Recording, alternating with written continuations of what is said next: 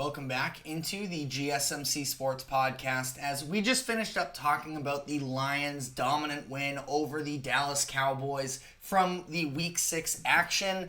And we want to look a little bit bigger picture here at the NFC North as a whole, which has been the best division in the NFL up to this point in the season, I would say pretty confidently. And all four of these teams right now are really coming into their own, each of them with at least 4 wins. There was some stat about, it's been 50 or so at least years where all 4 teams have won at least 4 games through the first 6 weeks. You could correct me on that in the comment section, but it has been massively impressive up to this point what the division as a whole has been able to do. And I think that the biggest reason for that is the unexpected hot start from the Minnesota Vikings. They were on bye this past week, so they still sit at 5-0, while the remainder of the 3 teams all picked up wins yesterday as well, and all 3 of them very convincingly, to the point where now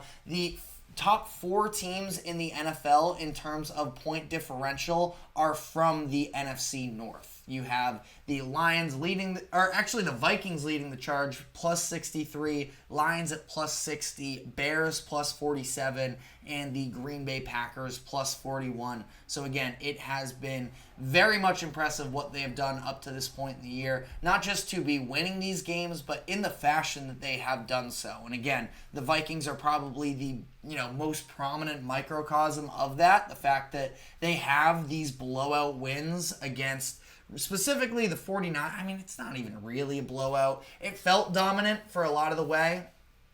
Final score maybe not quite the same, but I mean, against the Giants, the Niners, the Texans, the Packers, the Jets, all of those teams are at least, competent. And for the Vikings to be winning in the fashion that they are is incredibly impressive. Now, I think that, at least for myself, coming into this year, I had the Lions as the clear frontrunner to win the division again, and they seem to be in great place to do so after their 4-1 start to the season. Although in yesterday's win, a very unfortunate wrinkle sort of comes into the picture that Aidan Hutchinson has fractured his tibia.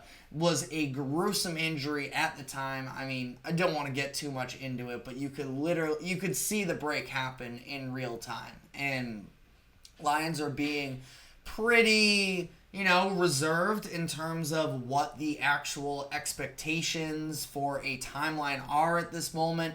I have a very hard time imagining that he's going to be able to get back out on the football field. And if that is the case, again, speculating a little bit, I'm no injury expert, so if we have any doctors in the comments section, be sure to let us know and set us straight. But if Aidan Hutchinson is out for the remainder of the season, I think it is massively impactful on what the Lions have this year. Now, they are talented enough that they are clearly going to be able to stay alive, at least in the mix of things moving forward here. But I think that this is ultimately, when you look at sort of who the Lions are at this point, it has been the high-flying offense and then putting things together on the defensive side of the ball. And a big part of their sort of off-season strategy, I should say, outside of securing their offensive pieces, Jared Goff, Amon-Ra St. Brown, and Penei Sewell all signed to long-term extensions. The other part of it was reworking the secondary, where they bring in a couple veterans in Carlton Davis and Amik Robertson. They use their first-round pick on cornerback Terrion Arnold, who has had his ups and downs to start the year, but ultimately I do think he is a very talented corner, and I think that he has a bright future in front of himself. But again, a lot of new pieces, which do just sort of, make things a little bit interesting. They've had moments where they've been gashed. They've had moments where they've struggled with penalties, and the downfield passing has gotten the best of them. And having Aidan Hutchinson up front has been a huge difference maker in being able to alleviate some of that pressure on the secondary. And now that he's gone, the Lions are still, like I mentioned, a talented roster. I mean, Aleem McNeil had a big name for himself. Not enough casual NFL fans are aware of the big man in the middle for the Lions, where he got home for a couple sacks. He's excellent in the run game as well, and he can provide a ton for this Lions offense, even if they do end up losing Hutchinson. Outside of that, though, I mean, Marcus Davenport currently on injured reserve, so get him back later in the year. We'll see whether or not he can provide some real pass rush for them. Davenport last year, I mean, double-checking the stats here on the fly, I mean, I guess he's been, mostly neutralized since 2021 when he turned out a 9-sack season, but he also hasn't necessarily been getting the same amount of playing time since then.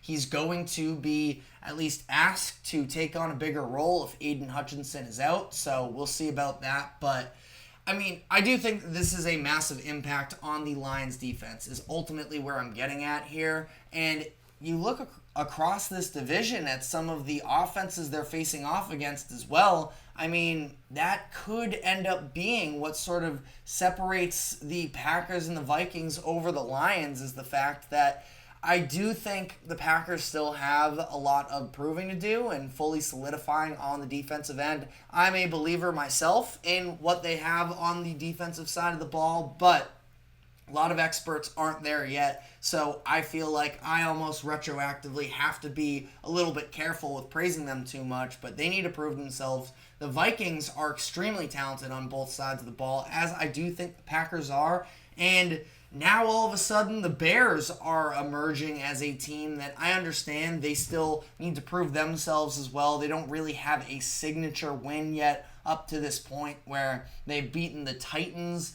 the injured Rams, the Panthers, and the Jaguars, some of the worst teams in the NFL. But I am a real believer in that defense. I think that they are an elite group. Caleb Williams has gotten better on a week-to-week basis, that now all of a sudden, you just look at the talent in this division, and it's almost startling how good they are across the board. So, at this point, I have a hard time totally shaking up what my preseason expectations are, but that being said, we're over a quarter of the way into the season, so we have to reassess. Now, if I were to, with my life on the line, rearrange 1 through 4 on how this division goes, I mean, I don't know if I could even really give a great answer. I think that this is now the Packers division, and I understand that, the Lions, again, all of these teams are very good and have a very good chance to make the playoffs. So being lower on this list doesn't mean anything,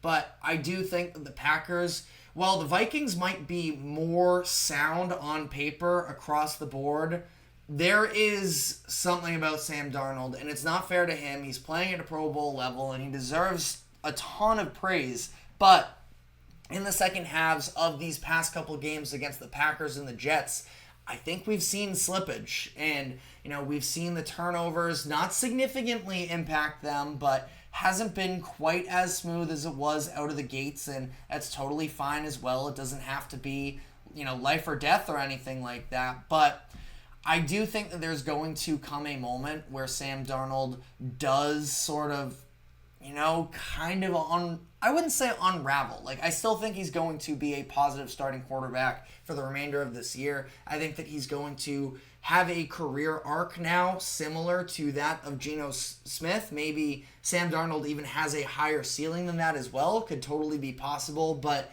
I don't think it's going to be this fairy tale, start to finish excellent season for him. It's not going to be the perfect season. Relative to expectations, it will be everything the Vikings could have asked for and more. And for him himself, he's going to land himself probably a sizable contract with another team this upcoming offseason and get paid and potentially have a chance to still start in the NFL for the next handful of years. But I do think that there will be some slippage.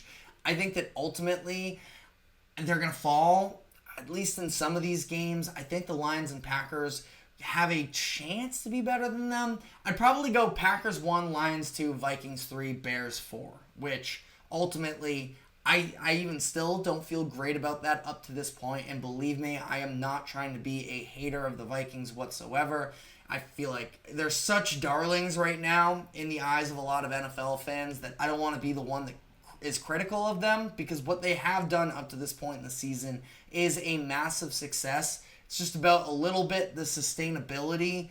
I have some doubts there, and maybe that is unfair of me. Maybe they end up making me look stupid, but I think that ultimately they fall a little bit. They'll still probably make the playoffs. And I did sort of very briefly look into the past couple seasons since the NFL expanded to the 7 playoff team per conference format. There were a couple instances. I mean, in theory, the AFC North was close last year, considering that the Bengals were the first team out with 9 wins, but they were still 2 games back of the 7 seed.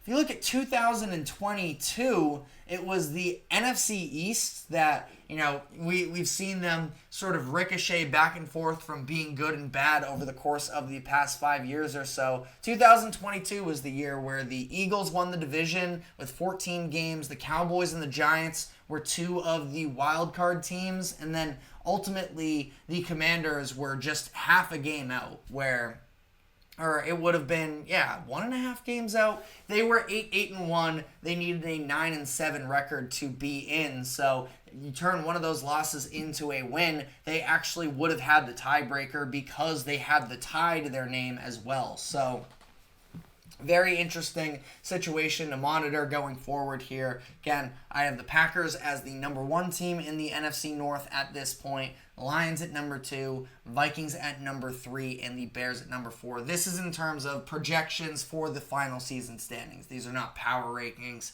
based off of where they are currently at. But let me know what your thoughts are in the comment section, as we are going to be shifting gears off of the NFC North. And I want to dive into the Sunday night football game from last night between the Cincinnati Bengals and the New York Giants, and break down what was a defensive slugfest. What did we learn from the game? We'll be talking about that and more. But first, we are going to take a quick break. Do not go anywhere. We will be right back.